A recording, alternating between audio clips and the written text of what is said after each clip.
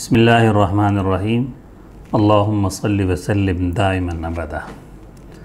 मुअज़्ज़ज़ सामीन, आज के इस सेशन में हम इस्लामी बैंकिंग या यूँ कहें कि ओवरऑल बैंकिंग में जिन नीड्स को कैटर किया जाता है उन पे गुफ्तगू करेंगे और थोड़ा सा देखेंगे कि वो नीड्स जो बैंकिंग में कैटर हो रही हैं, जिन पे बैंकिंग काम करती है, क्या वो नीड्स बैंकिंग के ज़माने में वजूद में आई या वो पहले से वजूद में थी। तो अगर वो पहले से थी तो उन पर फिर कैसे काम होता था, उनको कैसे पूरा किया जाता था, उनकी हिस्ट्री क्या थी, फिर कन्वेंशनल बैंकिंग में उनके क्या सोल्यूशन थे, फिर करंट इस्लामी बैंकिंग में उसके क्या सोल्यूशन है। तो इस तरह इस एनालिसिस से हमें समझने में मदद मिलेगी कि बैंकिंग का कोर काम क्या है और वो जो काम है वो बैंकिंग से पहले कैसे होता रहा है और आज वो कैसे हो रहा है। तो अगर हम ख़ुलासा देखें, बैंक में जो काम होते हैं उनका वो दो काम हैं। पहला काम तो ये है कि कुछ लोग बैंक में आते हैं और बैंक में पैसे रखवाते हैं, पैसे जमा करवाते हैं। वो लोग हैं कि जिनके पास पैसे हैं और वो बैंक में पैसे जमा करवाते हैं। ये भी दो वजह से होता है। पहली वजह तो ये है कि लोगों को अपने पैसों की सेफ्टी और हिफाजत चाहिए, जिसके लिए वो बैंक में आते हैं और पैसे रखवाते हैं। दूसरी किस्म के वो लोग हैं कि जिनको अपने पैसों पे कुछ नफ़ा भी चाहिए और फिर नफ़ा बाज़ औक़ात ऐसा है कि मेन मोटिव नफ़ा है और बाज़ औक़ात ऐसा है कि मेन मोटिव नफ़ा नहीं है, बल्कि जो है वो सेफ्टी है और थोड़ा बहुत जो नफ़ा मिल जाए वो है।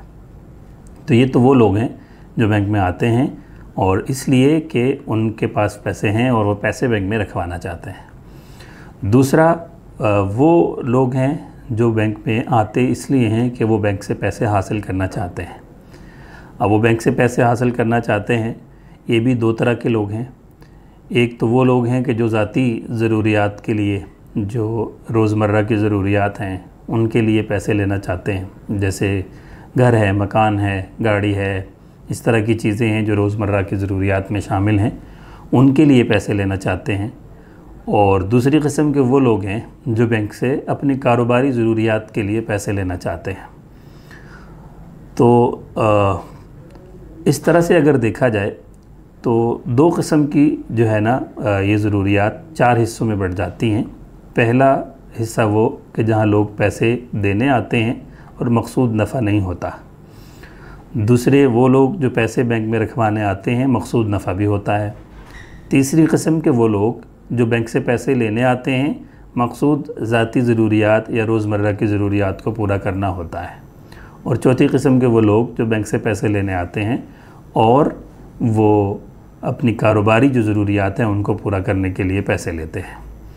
तो अगर थोड़ा सा जायज़ा लें तो ये जो चार किस्म की ज़रूरियात हैं, क्या ये ज़रूरियात बैंकिंग के साथ ख़ास हैं या यूँ कहें कि बैंक जब दुनिया में वजूद में नहीं आए थे तो क्या ये ज़रूरियात मौजूद थीं, या फिर और अगर आप इसको पीछे ले जाएं, क्या हुज़ूर अकरम सल्लल्लाहु अलैहि वसल्लम के ज़माने में ये ज़रूरियात मौजूद थीं। तो देखा जाए तो ये तो इंसान की बेसिक नीड्स हैं, तो ये तो हर दौर में, हर ज़माने में मौजूद रही हैं। इस तरह से नबी अकरम सल्लल्लाहु अलैहि वसल्लम के ज़माने में भी ये ज़रूरियात मौजूद थी। चुनाचे वहाँ पे क्या सोल्यूशंस थे उस पर एक नज़र देखा जाए। जब नबी अकरम सल्लल्लाहु अलैहि वसल्लम के ज़माने में किसी को अपने पैसे महफूज करने की गर्ज़ से रखवाने होते थे तो या अमानत देते थे या कर्ज़ देते थे, इसी तरह या ज़मीन में छुपा देते थे या और कोई तरीका इख्तियार करते थे, लेकिन नीड बहरहाल मौजूद थी और उसका सोल्यूशन भी मौजूद था। इसी तरह अगर किसी को अपने पैसे किसी दूसरे को देकर कारोबार करवाना होता था तो आपके जहन में एग्ज़ाम्पल है कि हज़रत खदीजा रज़ी अल्लाह ताला अन्हा ने अपना माल हज़रत नबी अकरम सल्लल्लाहु अलैहि वसल्लम को दिया और कारोबार किया, तो उसको मुदारबा कहा जाता है। तो यह मुदारबा का तरीक़ेकार था, यह शिरकत मुशारका का तरीक़ेकार था, या ये था कि आप किसी एक्सपर्ट को आप अपने यहाँ हायर कर लें, जिसे आज के ज़माने में वकाला या वकालतुल इस्तिस्मार कहा जाता है। तो ये तीन तरीक़े थे, मुदारबा, मुशारका और वकाला, यानी एजेंसी के थ्रू आप काम करते थे। इसकी एग्ज़ाम्पल्स किताबों के अंदर बहुत मुनासिब बेहतरीन अंदाज से मौजूद हैं। ये तो दो किस्म की ज़रूरियात हो गई। तीसरी किस्म की ज़रूरियात के लोगों को अगर पर्सनल नीड्स के लिए पैसे चाहिए होते थे तो दो किस्म के काम होते थे। देखा जाता था कि पर्सनल नीड में कैश चाहिए, पैसे चाहिए या कोई एसेट चाहिए। अगर तो कोई कैश चाहिए होता तो कर्ज़ का मामला कर लिया जाता था, जैसे आज के ज़माने में हम भी कर्ज़ का मामला कर रहे होते हैं। या अगर एसेट चाहिए होता था तो किसी से एसेट बोरो कर लिया जाता था कि भाई मुझे थोड़ी देर के लिए ये एसेट दे दिया जाए ताकि मैं इसको इस्तेमाल करने के बाद वापस दे दूँ। ये हमारे यहाँ भी होता है, अब भी होता है, इसको आरियत कहा जाता है। और अगर ऐसा होता कि लॉन्ग टर्म कोई एसेट चाहिए, परमानेंटली चाहिए एसेट, तो ऐसी सूरत में दो काम होते थे। या तो उस एसेट को किराए पर ले लिया जाता था या फिर उस एसेट को ख़रीद लिया जाता था और उसकी कीमत को जो है वो थोड़ा थोड़ा करके अदा कर दिया जाता था। तो ये सारे तरीक़े हुज़ूर नबी अकरम सल्लल्लाहु अलैहि वसल्लम के ज़माने में और आपकी शरीयत के अंदर बेहतरीन अंदाज में मौजूद थे और लिखे गए थे। यही वो तरीक़े हैं कि जिन पे शरीयत चलती आई है। चौथी किस्म की ज़रूरत थी कारोबारी किस्म की। अगर ज़रूरत थी कि कारोबार के लिए अगर पैसे चाहिए होते थे तो भी या तो शिरकत कर ली जाती थी या मुजारबत कर लिया जाती थी, या ये कि अगर कारोबार इस तरह से है कि भाई एक शख्स है, उसका कोई एसेट है, वो उसको किराए पर दे दे, उससे नफ़ा कमा ले। ग़ुलामों को, ऊँटों को किराए पर दिया जाता था, घरों को किराए पर दिया जाता था।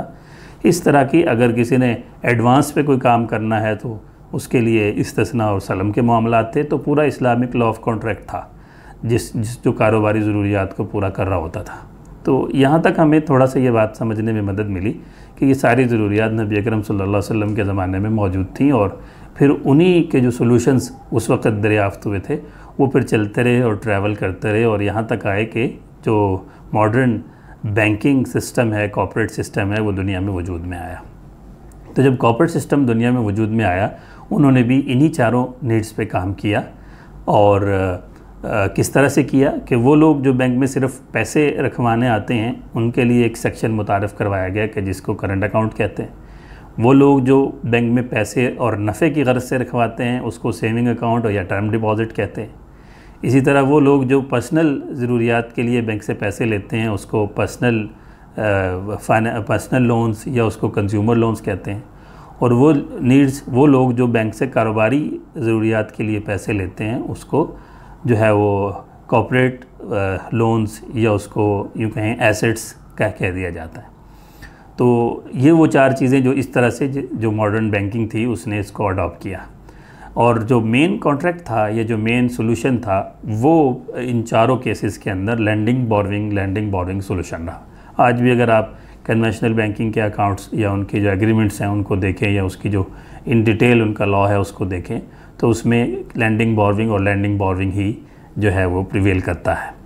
चुनाचे जब शरिया स्कॉलर्स ने और दीगर लोगों ने इसका जायज़ा लिया कि ये लैंडिंग बोरोइंग ये according to the history solution हैं या नहीं है, तो इसमें फिर ये बात देखने में आई कि लैंडिंग बोरोइंग जो है ये शरई एतबार से कर्ज़ से मिलता जुलता कॉन्ट्रैक्ट है।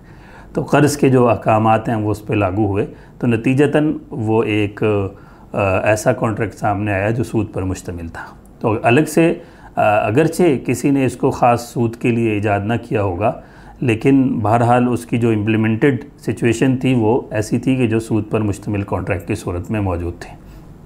फिर शरिया स्कॉलर्स ने और लोगों ने गौर किया कि भाई इसका क्या हल हो सकता है।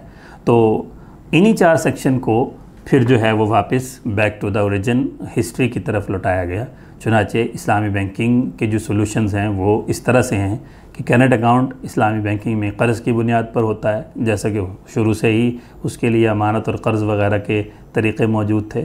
सेविंग अकाउंट जो है वो बैंकिंग में मुदारबा की बुनियाद पर होता है, जैसे कि शुरू से ही इसके लिए मुदारबा और मुशारका के जो तरीक़े मौजूद थे। इसी तरह जो कंज्यूमर फाइनेंस है वो बैंकिंग में शिरकत, इजारा या ये कि शिरकत और इजारा दोनों के मजमूए के साथ जो है वो काम कर रहा होता है, जिसको हम डिमिनिशिंग मुशारका या इजारा या डीएम कम इजारा कहते हैं। तो इस मोड पे काम कर रहा होता है। इसी तरह जो कॉर्पोरेट फाइनेंसिंग है वो भी इस्लामिक लॉ ऑफ कॉन्ट्रैक्ट के तहत कहीं पे शिरकत, कहीं पे इजारा, कहीं पे सलम, कहीं पे इस्तिस्ना और कहीं पे सेल की कोई टाइप, मुराबा, मुसाबा वगैरह जो है वो according to Islamic law of contract चल रही होती है।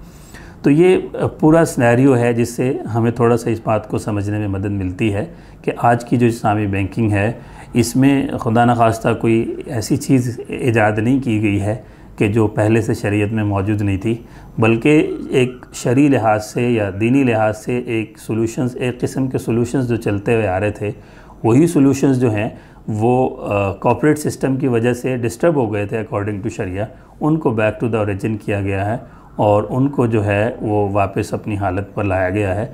तो इसी वजह से इसको शरिया कंप्लाइंट और शरिया कंप्लाइंट, ये यूँ कहें कि इस्लामी बैंकिंग कहा जाता है। उम्मीद है इंशाल्लाह इस डिस्कशन से हमें ये बात समझने में मदद मिली होगी कि किस तरह से जो बैंकिंग में मौजूद नीड्स हैं उनको आज पूरा किया जा रहा है कन्वेंशनल बैंकिंग में, किस तरह से पूरा किया जाता है इस्लामी बैंकिंग में और क्या उनकी हिस्ट्री रही है। अल्लाह ताला से दुआ है कि हम सबको समझने की और सही मानों में अमल करने की तौफीक अता फ़रमाए। जज़ाकुमुल्लाहु खैर।